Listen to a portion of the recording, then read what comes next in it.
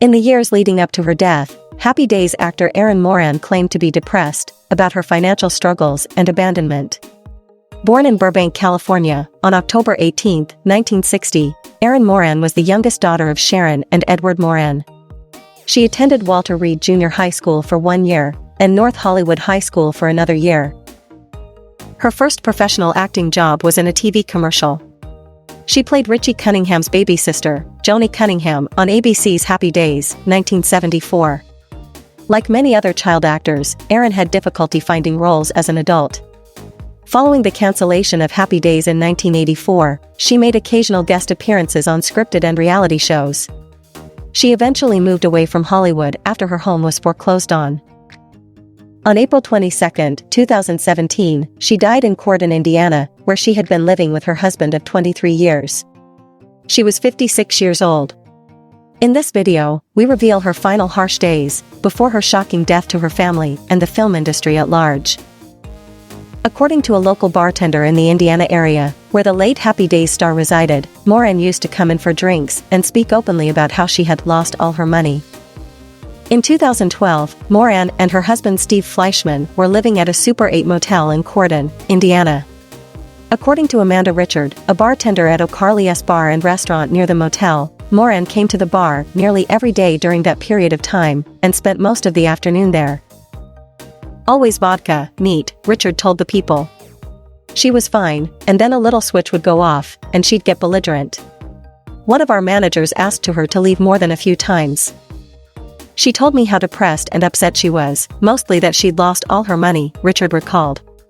I treated her like a normal customer, and we always bonded. She'd come in around 1 p.m. and stay most of the afternoon, drinking, and then put in a to-go order.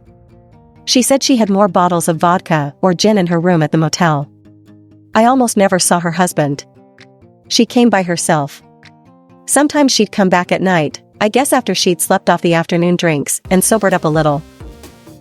According to Richard, Moran would sometimes get overly loud and talk to strangers. You know who I am, she'd say, and talk about the days when she was a star, added Richard. Richard said Moran would often tell her that she was having a rough time and was in a rough spot, or would say things like, "Nobody cares about me." Sometimes there was a spell when we wouldn't see her for a week, then she'd show up again, continued Richard. I'd ask where she'd been and she'd say something about her husband's work.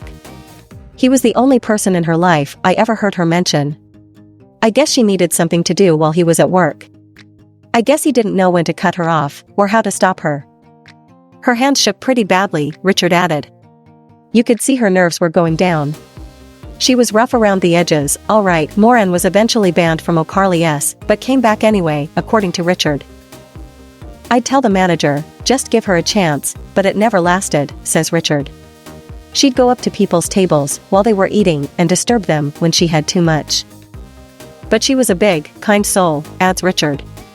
She was always trying to cheer me up if I had a difficult table or I was having trouble with my mom. I'd share those things with her, and she'd put her hand on my shoulder and say, tomorrow's going to be a better day. Just smile, baby, just smile. Up until a couple of years ago, according to bartender Stephanie Thomas, Moran was also a regular at Bike Night every Wednesday at Beef O'Brady's Bar and Restaurant, in Corydon, which featured bands playing on the back patio. She came for the live music, Thomas told the people. She almost always came alone. The few times she came in with other people, it was never the same ones twice. She was always chipper. Everybody knew who she was. It's a small town, Thomas revealed.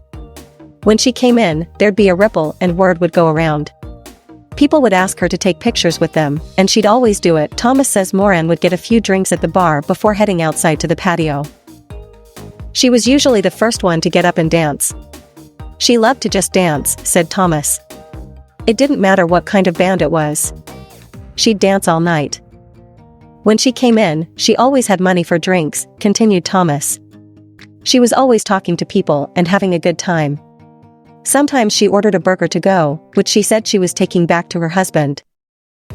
Moran, best known for her role as Joni Cunningham on the ABC sitcom Happy Days, died at age 56 in April 2017 in rural New Salisbury, Indiana. According to neighbors, the actress died in the weathered, gray trailer she shared with her mother-in-law and Fleischman, her second husband, who was a Walmart employee. After her death, a statement released by the Harrison County Coroner's Office revealed that Moran likely succumbed to complications of stage 4 cancer. Standard toxicology tests were performed and the results are pending, continued the statement. However, no illegal narcotics were found at the residence. This was a harsh ending for the beloved Happy Days actor Erin Moran. What do you remember about her when she was still active in film and acting? Leave your comment in the comment section and subscribe to our channel for more star stories.